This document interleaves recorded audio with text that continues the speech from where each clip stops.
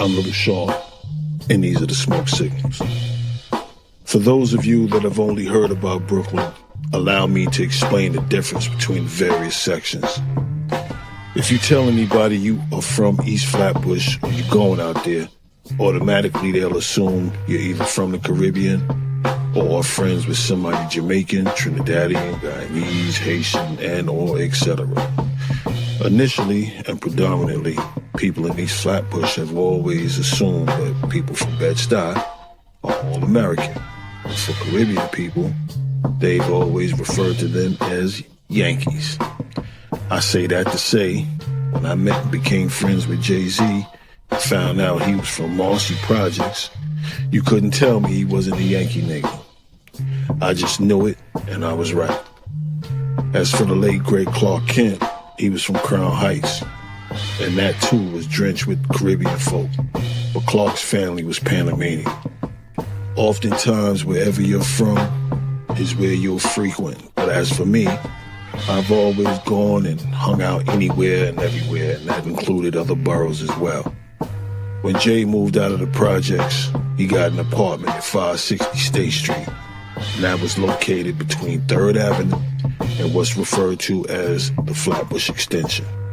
That's the street that the Manhattan Bridge lets you out on, and is also the strip that houses the restaurant Junior's. For those people that are old enough to remember, on Skimmerhorn Street, which was right around the corner from State, there used to be a nightclub called the Club Serene. And when that closed, years later, they opened a pawn shop. That's where people bought their belongings and either sold it or took out loans on it for 4% a month until you came back to get it. At one time, I got stuck with some bad work, and I was forced to bring my solid gold Cuban and diamond cross to that spot to get a loan so I could get back on my feet.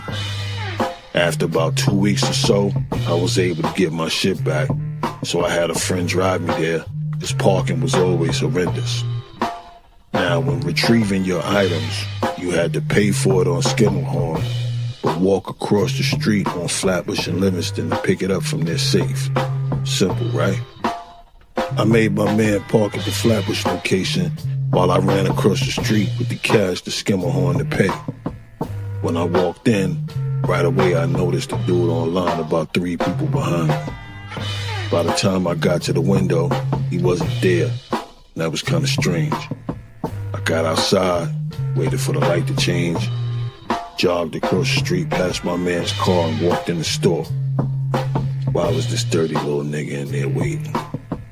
Did you get it? No? Alright, let's go back. If he was across the street behind me, that meant he never made it to the window to pay for whatever he was there to retrieve. If he never paid, why would he be at the next spot? Right. The nigga was waiting to rob me. So I thought.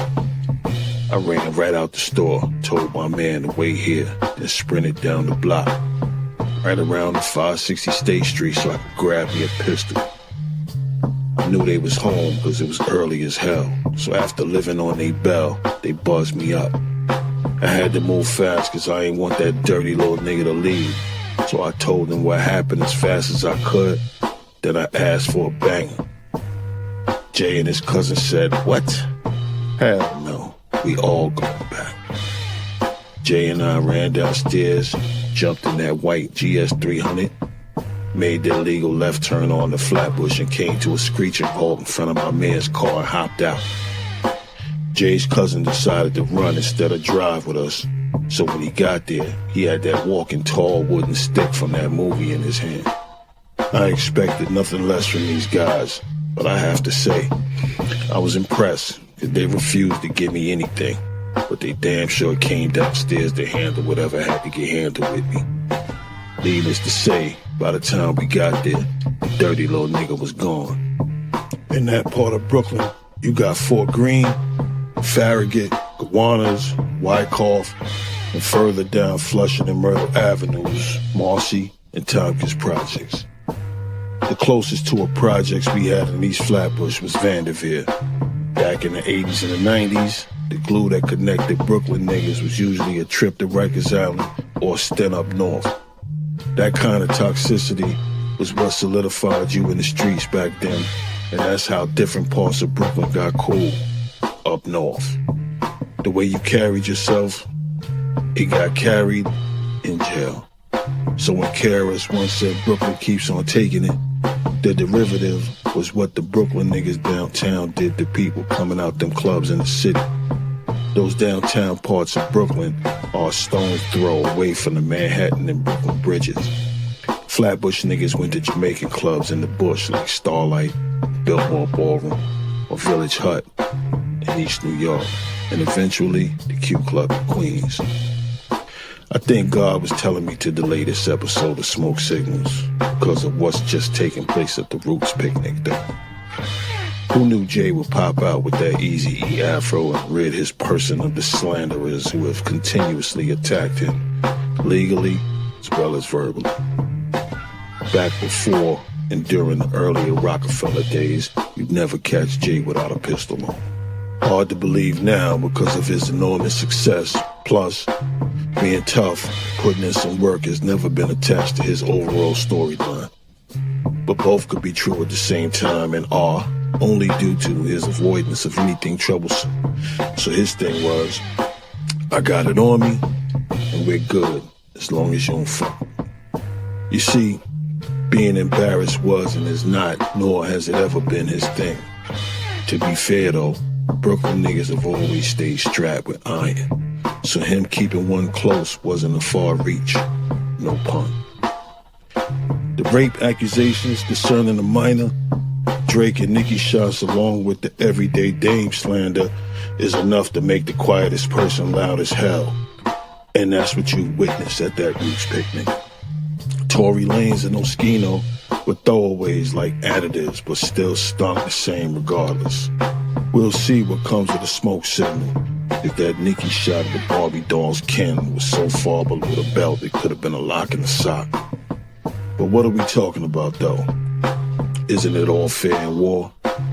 How long have they disrespected this guy only to have him sit still in silence? This is my style of shit though.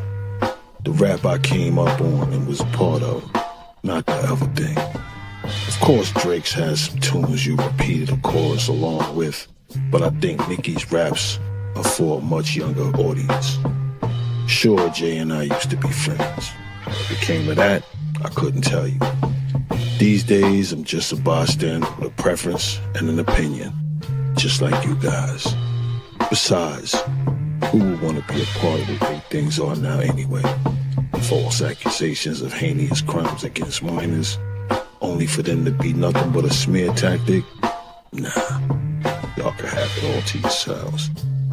I'm Little Sean, and these are the